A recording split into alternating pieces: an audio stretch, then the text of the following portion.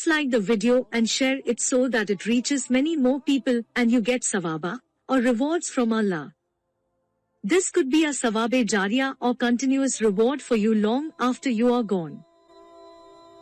Volume 4, Book 53, number 361.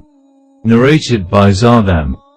Once we were in the house of Abu Musa, who presented a meal containing cooked chicken. A man from the tribe of Bani Taym Allah, with red complexion as if he were from the Byzantine war prisoners, was present.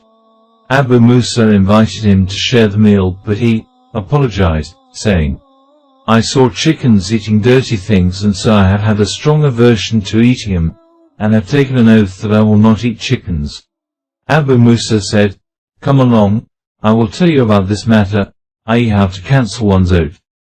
I went to the Prophet in the company of a group of Al-Ashri and asked him to provide us with means of conveyance.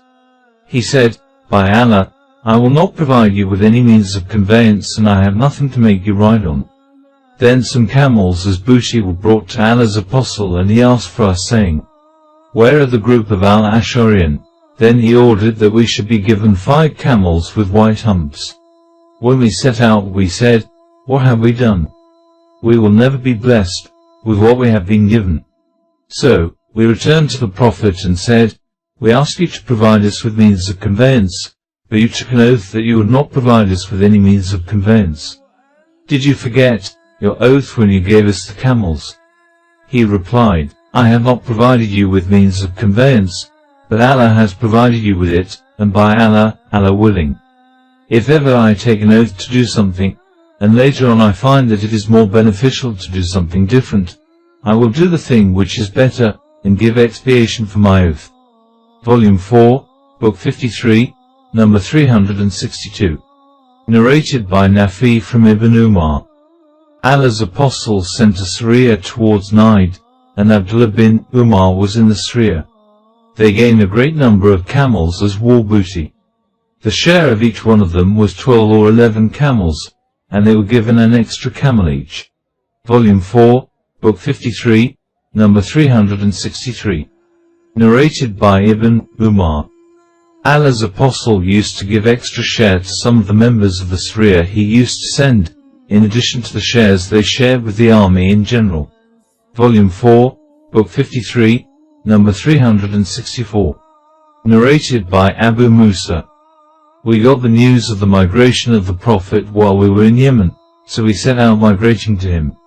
We were, I and my 2 brothers, I being the youngest, and one of my brothers was Abu Burda and the other was Abu Rum. We were over 50, or 53 or 52, men from our people. We got on board a ship which took us to Najashi in Ethiopia, and there we found Jafar bin Abu Talib and his companions with the Najashi.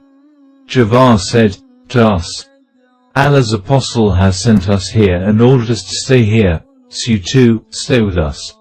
We stayed with him till we all left Ethiopia, and met the Prophet at the time when he had conquered Khaybar. He gave us a share from its booty, or gave us from its booty. He gave only to those who had taken part in the Ghazwa with him, but he did not give any share to any person who had not participated in Khaybar's conquest except the people of our ship, besides Jafar and his companions, whom he gave a share as he did them, i.e. the people of the ship. Volume 4, Book 53, number 365. Narrated by Jabir. Allah's Apostle said to me, "If the property of Bahrain had come to us, I would have given you so much and so much." But the Bahrain property did not come till the Prophet had died. When the Bahrain property came, Abu Bakr ordered somebody to announce, "Any person who has money claim on Allah's Apostle or whom Allah's Apostle had promised something, should come to us." So I went to him and said, "Allah's Apostle had promised to give me so much and so much." Abu Bakr scooped up money with both hands thrice for me. The subnarrator Sufyan illustrated this action by scooping up with both hands and said, Ibn Munkadir, another subnarrator, used to illustrate it in this way. Narrated Jabir. Once I went to Abu Bakr and asked for the money, but he did not give me, and I went to him again, but he did not give me. So I went to him for the 3rd time and said, "I asked you, but you did not give me." Then I asked you, for the second time, and you did not give me. Then I asked you, for the third time, but you did not give me. You should either give me or allow yourself to be considered a miser regarding my case. Abu Bakr said, you tell me that I am a miser with regard to you. But really, whenever I rejected your request, I had the inclination to give you. In another narration, Jabir added smiley face. So, Abu Bakr scooped up money with both hands for me and asked me to count it. I found out that it was 500. Abu Bakr told me to take twice that amount. Volume 4, Book 53, number 366. Narrated by Jabir bin Abdullah.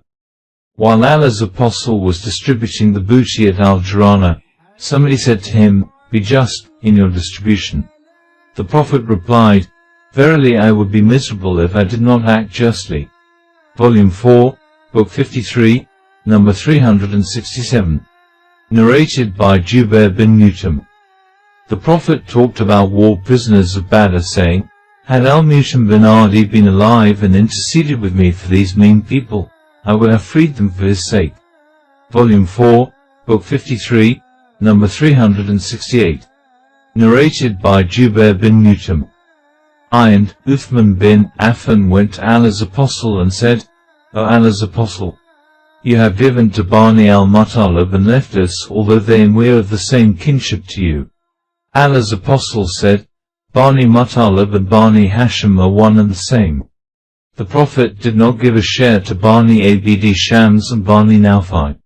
Ibn Ishaq said, Abd Shams and Hashim and al-Muttalib were maternal brothers, and their mother was Atika bint Murrah, and Nawfal was their paternal brother.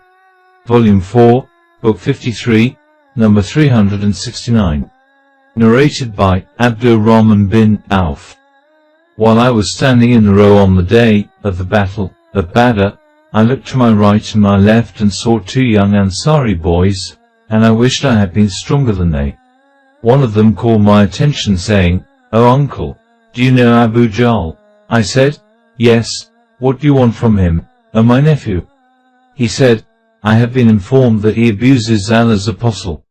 By him in whose hands my life is, if I shall see him, then my body will not leave his body till either of us meet his fate. I was astonished at that talk. Then the other boy called my attention, saying the same as the other had said. After a while I saw Abu Jahl walking amongst the people.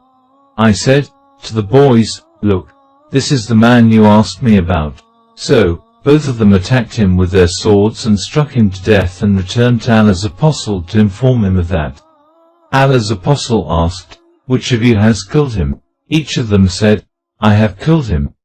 Allah's Apostle asked, have you cleaned your swords? They said, no. He then looked at their swords and said, no doubt, you both have killed him, and the spoils of the deceased will be given to Mu'ah bin Amr bin al-Jamah. The two boys were Mu'ah bin Afra and Mu'ah bin Amr bin al-Jamah.